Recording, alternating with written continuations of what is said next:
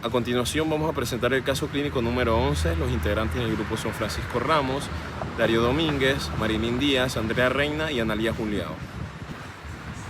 Un hombre de 21 años se presentó al departamento de emergencias con un historial de 4 días con cefalea, fiebre, mialgia, dolor de garganta, náuseas y diarrea. Describió su dolor de cabeza como severo, nivel 10 de 10 en la escala del dolor, y empeorado por la luz brillante, el ruido y el movimiento. El paciente tenía antecedentes de migraña, pero declaró que este dolor de cabeza era diferente. Negó haber sufrido un traumatismo craneal, dolor de oído, dolor torácico y disnea. No presentaba dolor abdominal, disuria ni erupción cutánea. También negó el consumo de alcohol y drogas ilícitas y no tenía antecedentes de viajes recientes, exposición a garrapatas o contacto con personas enfermas. El examen físico reveló la presencia de exudados amigdalinos y tumefacción en el lado derecho, pero por lo demás fue normal. Aunque el paciente se quejaba de dolor en el cuello asociado al dolor de cabeza, el cuello estaba blando y sin rigidez al examen físico. Se realizó una punción lumbar que mostró 4 células nucleadas con 88% de linfocitos. La glucosa y las proteínas en el líquido cefalorraquídeo estaban dentro de los límites normales. El hemograma completo mostró un recuento total de leucocitos normal, pero un recuento absoluto de linfocitos bajo de 70 células por microlitro. La tomografía computarizada de cráneo y la radiografía de tórax fueron normales. El líquido cefalorraquídeo fue enviado para prueba PCR para el virus del herpes simple y cultivo bacteriano. La tinción de Gram del líquido cefalorraquídeo no mostró neutrófilos ni microorganismos. Se obtuvo una muestra de orina para cultivo bacteriano y pruebas de clamidia y gonorrea. También se obtuvo una muestra de sangre para cultivo bacteriano de rutina y una prueba rápida de monospot.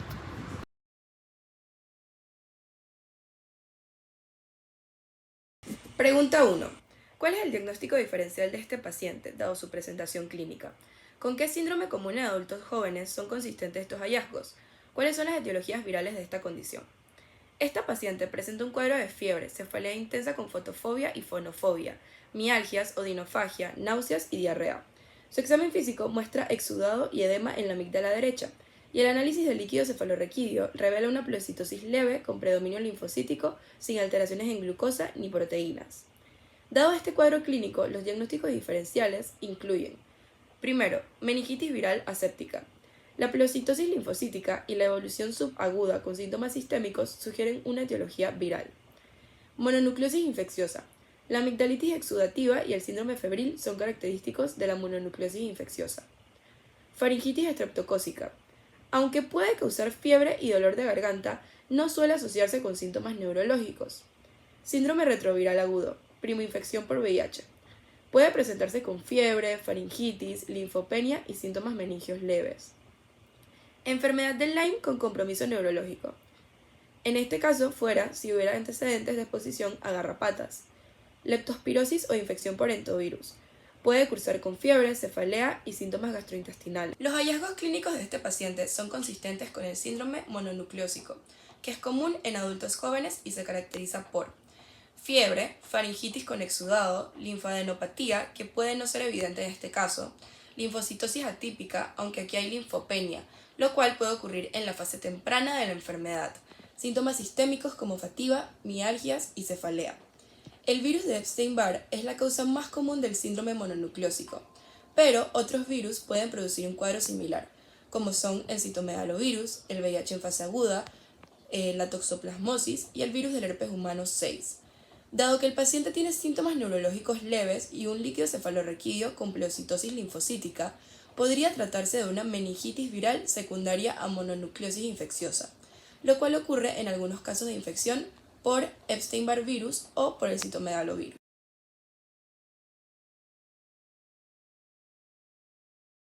Pregunta 2. ¿Qué información adicional debería haberse obtenido durante su evaluación en el departamento de emergencias? Se debería haber obtenido información adicional sobre: primero, la historia sexual del paciente, número de parejas, uso de protección, antecedentes de infecciones de transmisión sexual para evaluar riesgo de VIH, herpes o sífilis. Antecedentes de enfermedades previas, inmunosupresión, VIH, trasplante o uso de fármacos inmunosupresores. Historial de vacunación, especialmente contra meningococo y neumococo. Exposición a personas enfermas. Contacto con individuos con faringitis, mononucleosis o meningitis. Consumo de medicamentos. Antecedente de uso reciente de antibióticos, AINES o drogas que puedan afectar el sistema inmune. Exposición ambiental y laboral. Contacto con animales, aguas contaminadas o viajes recientes a zonas endémicas. Bien, tenemos la pregunta número 3 que dice que la última prueba de VIH del paciente fue hace 4 meses y fue negativa. Según los antecedentes obtenidos, se solicitó una prueba combinada de antígeno-anticuerpo del VIH, que resultó positiva, pero la prueba confirmatoria multispot fue negativa. Explique estos resultados. Este era el diagnóstico específico de este paciente y qué pruebas adicionales deben realizarse para confirmar su diagnóstico. Bien, ahora vamos a explicar estos resultados. La prueba combinada de antígeno-anticuerpo del VIH, que es la prueba de cuarta generación, detecta tanto los anticuerpos del VIH-1-2 como el antígeno P24 del VIH-1. Entonces, la prueba dio positivo. Esto indica la presencia de anticuerpos del VIH o del antígeno P24. Sin embargo, tenemos la prueba multispot, que es el ensayo de diferenciación del VIH-1-2. Y esta es una prueba confirmatoria rápida que detecta únicamente anticuerpos contra el VIH-1 y el VIH-2. Esta dio positivo, lo que sugiere que el paciente aún no ha desarrollado anticuerpos detectables, pero que aún podría tener VIH. Entonces, como diagnóstico final, tenemos que el paciente probablemente tiene una infección aguda por VIH, lo que ya mencioné anteriormente, que significa que se infectó recientemente. Sin embargo, no ha producido niveles detectables de anticuerpos. Entonces, la presencia de síntomas inespecíficos confirma el diagnóstico, como la fiebre, la cefalea, la mialgia, el dolor de garganta, las náuseas, la diarrea.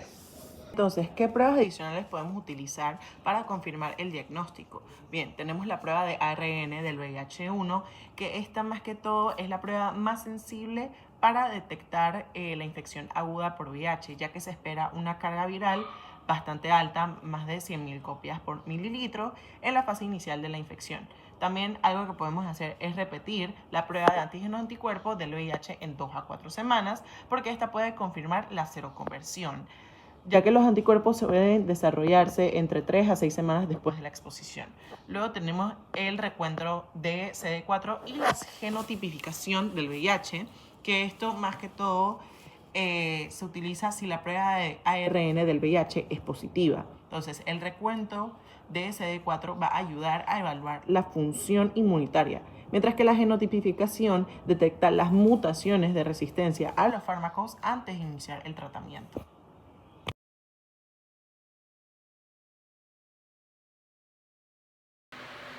Pregunta 4.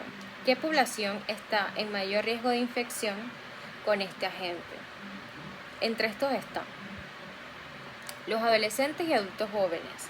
La mononucleosis infecciosa es más común en personas de entre 15 a 25 años de edad. También están las personas con contacto cercano con saliva infectada.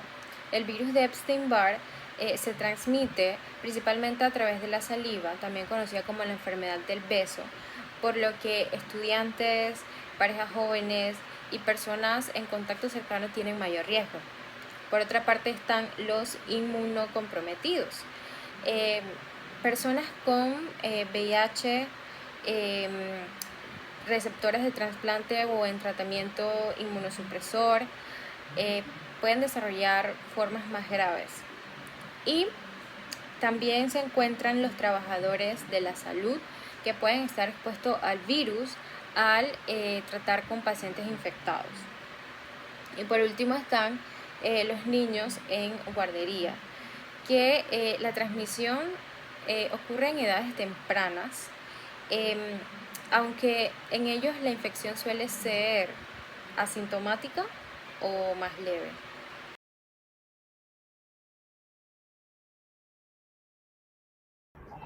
El virus Epstein-Barr, como prototipo etiológico del síndrome mononucleosiforme, presenta una patología característica, una patogenia característica. O sea, el virus inicialmente infecta las células epiteliales en la orofaringe y posteriormente a los linfocitos B circundantes. Una vez dentro de los linfocitos B, el virus puede establecerse, uno, como una infección lítica que conduce a la replicación viral y muerte celular liberando nuevos viriones, o dos, como una infección latente, donde el genoma viral persiste como episoma en el núcleo celular sin producción de virones completos. Esta latencia permite al virus evadir el sistema inmunológico y persistir de por vida en el huésped.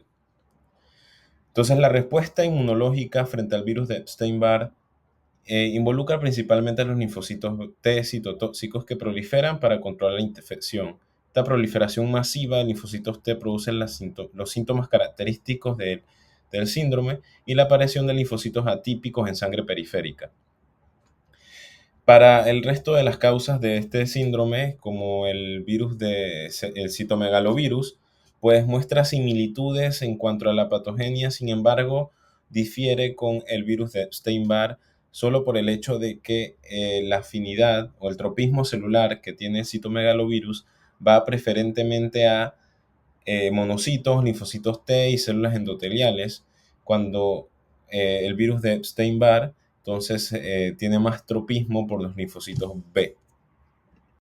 Bueno, la mononucleosis infecciosa por virus de Epstein-Barr primero presenta un periodo de incubación luego de la infección que oscila entre 10 a 50 días, durante los cuales el individuo permanece asintomático. Entonces, este intervalo refleja el tiempo necesario para la replicación viral inicial y el establecimiento de la infección en linfocitos B.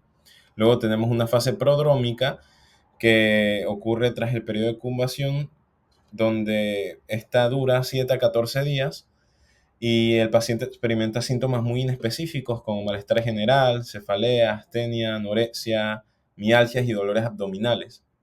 Y en algunos casos el inicio incluso puede ser brusco, con fiebre alta como manifestación predominante. Luego del prodromo entonces tenemos las manifestaciones clínicas completas, que se caracteriza por la tríada clásica de fiebre, linfadenopatías y faringoamigdalitis. Esta fiebre generalmente es elevada y persiste durante 1 o 2 semanas. La linfadenopatía afecta principalmente ganglios occipitales o retroauriculares y los ganglios son típicamente dolorosos a la palpación, y la faringoamigdalitis con exudado blanquecino característico y marcado agrandamiento amigdalino. Entonces hay otras manifestaciones clínicas que incluyen la esplenomegalia, que está presente aproximadamente en el 50% de los casos, con riesgo de ruptura esplénica, hepatomegalia y hepatitis anictérica, con elevación de transaminasas, y un exantema maculopapular que se describe especialmente en pacientes tratados con amoxicilina, pensando en posible etiología bacteriana, y astenia y fatiga que pueden prolongarse semanas o meses después de la resolución de síntomas. Bien, ¿cómo podemos manejar la infección de este paciente? Lo primordial es la hidratación y nutrición adecuada para así apoyarnos a la recuperación. También tenemos el tratamiento sintomático, ya sea para la fiebre y el dolor de cabeza, utilizar paracetamol o ibuprofeno; para el dolor de garganta y amígdalas inflamadas, analgésicos locales; y si se le complica la inflamación de las amígdalas y tiene dificultad para tragar, se puede considerar el uso de corticoides. Bien, en cuanto a las estrategias para controlar la propagación de la infección, tenemos el aislamiento respiratorio y por contacto. El virus de Epstein-Barr se transmite a través de la saliva. Es por ello que el paciente debe evitar compartir utensilios, bebidas o besos mientras está infectado. También la higiene de manos y superficies. El paciente y las personas cercanas a este deben lavarse las manos con frecuencia y desinfectar las zonas o las superficies que pueden estar contaminadas. También tenemos el evitar el contacto estrecho. El paciente debe evitar el contacto cercano con las personas, especialmente con aquellas que están inmunosuprimidas, hasta que los síntomas hayan desaparecido.